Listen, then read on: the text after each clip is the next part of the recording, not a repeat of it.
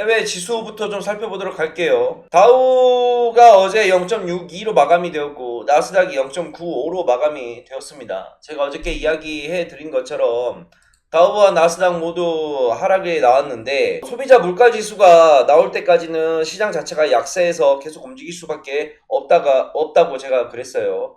오늘 저녁에 이제 미국의 소비자 물가 지수가 나올 건데 지금 시장의 예상 전망치는 소비자 물가 지수가 최고로 높게 나오지 않겠나라고 시장에서는 전망을 하고 있더라고요.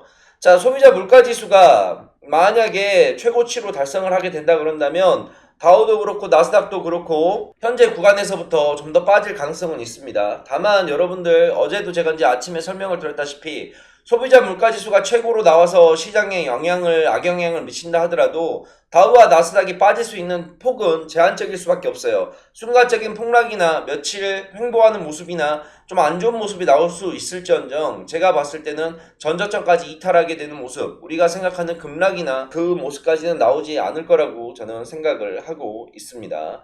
이미 시장에서는 인플레이션에 대한 최고치에 대한 우려와 불신은 이미 나와 있는 상태이고 시장의 매도 관련 물량들은 꽤나 많이 나왔기 때문에 이제부터는 나올 수 있는 물량의 숫자는 저는 제한적일 수밖에 없지 않을까라고 생각을 하고 있는데 아시다시피 증시라는 것 자체가 아무리 추측을 해서 거기에 맞게끔 대응을 한다 하더라도 실질적으로 일어나는 현 상황에 대해서 어떠한 대처를 하느냐가 더 중요한 과정이기 때문에 일단은 오늘 저녁에 나오는 미 증시 자체를 좀 지켜봐야 될 것 같습니다. 이 시간 열리고 있는 S&P 500 선물지수하고 나스닥 100 선물지수는 둘 다 상승이 지금 나오고 있어요. 오늘 한번 저녁에 열리는 시장을 봐야 되겠죠.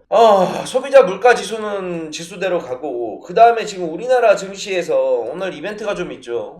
금리 인상을 진행을 합니다. 0.50 BP를 올리겠다라고 하는데 금리 인상을 보통 주시장에서 금리 인상을 하게 되면 시장에는 악영향이 나올 수밖에 없어요. 왜? 기업들의 금리 자체 이자 부담이 늘어나기 때문에 기업들의 활동에 있어서 제약을 받는다라는 게 기본적인 우리가 알고 있는 경제 상식인데 현재 상황에서는 우리나라도 빨리 금리를 올려야 되는 게 맞아요. 왜냐하면 미국 자체가 금리를 계속해서 포지션을 올리는 포지션을 지금 취하고 있는데 우리나라만 금리를 안 올리게 되면 금리 역전이 일어나서 미국에 있는 기업들이 우리나라에 있는 돈을 빼갑니다. 따라서 우리나라도 빨리 속도에 맞춰서 미국에 맞춰서 금리 인상을 해줘야 되는 부분이 있어요. 지금 금리 인상은 영향을 미치는 것보다 더 좋은 영향을 미치는 게 더 훨씬 이점이 많습니다. 왜냐? 일단은 인플레이션과 물가를 잡기 위해서는 금리 인상이 필수적으로 이루어져야 되는데 우리나라는 너무 늦은 감이 없지 않아 있어요. 어찌됐건 오늘 만약에 금리 인상이 0.50포인트 올라가게 되면 증시에 영향에 미치는 것도 봐야 되는데 제가 보았을 때는 증시 자체에 하락을 이끌어내는 안 좋은 모습으로 다가오기보다는 증시 자체를 받아주고 상승을 시킬 수 있는 횡보를 만들어낼 수 있는 좋은 그림이 나오지 않을까라고 생각을 하고 있습니다. 자, 그 다음에 우리가 좀 봐야 되는 게 우리나라의 증시가 폭락을 하게 되면 우리나라가 취할 수 있는 조치가 몇 가지 사항이 있어요. 가장 첫 번째로 취하는 조치가 뭐냐면 바로 한시적 공매도 금지입니다. 보통 6개월 공매도 금지를 때리거든요. 6개월 공매도 금지를 때리는 방법이 있고 그 다음에 두 번째로는 국민연금이 주식시장을 받쳐주는 모습이 나오는 게 있고 그 다음에 마지막 세 번째가 바로 한국과 미국의 달러 수합입니다. 한국과 미국의 달러 수합을 진행을 하게 돼요. 자, 여러분도 알다시피 지금 환율 자체가 1,300원대예요. 오늘 날짜 기준으로 지금 현재 환율이 얼마냐면 1,307원이에요. 딱 1,307원인데 환율의 폭등 자체가 너무나 많이 이루어져 있는 상태이기 때문에 이 원달러 환율을 막으려면 상승폭을 제한을 시키려면 결국에는 한미 간의 달러 수합이 이루어져야 됩니다. 통상적으로 보게 된다 그런다면 방금 말한 조치들 있잖아요. 공매도 금지, 그 다음에 국민연금 투입, 그 다음 달러 수합, 이 세 가지가 이루어지게 된다 그런다면 시장이 거의 바닥을 찍었다고 평가를 해요. 왜냐하면 이게 코스닥 월봉 차트만 놓고 보더라도 보시게 되면 달러 수합이 이루어졌을 때를 보게 되면 08년도 때예요. 08년도 때면 이때죠. 자, 이때 이 부분에서 방금 제가 말한 세 가지 조치가 이루어졌어요. 이때 08년 때 보시게 되면 코스닥 지수가 800에서 시작을 해가지고 245까지 작살났거든요. 어마어마하게 빠진 거예요.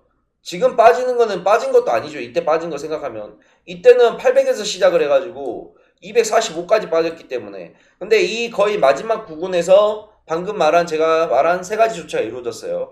자, 그리고 코로나19 때도 마찬가지예요. 거의 여기서 시작을 해가지고 900에서 시작해서 여기까지 빠지는 모습이었는데 이때 거의 막판에 방금 말한 세 가지 조치가 이루어졌습니다. 근데 지금 보시게 되면 아직 무엇 하나 이루어지진 않았어요. 공매도 금지도 안 이루어졌고 국민연금 투입도 안 이루어졌고 한미 간의 달러 수합도 이루어지지 않고 뭐 하나 이루어진 건 없습니다. 근데 이런 이야기가 지금 계속해서 시장에서 나오고 있는 거는 어느 정도 시장에 우리가 바닥을 찍어주는 모습이 우리가 기대를 해보지 않을까라고 생각을 할 수가 있다는 겁니다. 다음 주에 우리나라에 누가 오죠? 앨런 장관이 오나? 미국에 앨런이 온다 그런 것 같던데, 그죠? 다음 주에 이제 오게 되면 아마 한미 통화 수합 관련해가지고 논의를 좀 한다고 얘기를 해요. 한번 그 결과를 좀 지켜봐야 되겠습니다. 뭐라도 무슨 조치라도 해야 되는데 너무 손 놓고 있는 게 아닌가라는 생각이 너무 많이 들어요. 일단은 공매도 금지 조치부터 들어가고 공매도가 금지를 한다 그래서 시장이 바로 상승이 나오냐 안 나오냐 이거는 후의 문제예요. 왜냐하면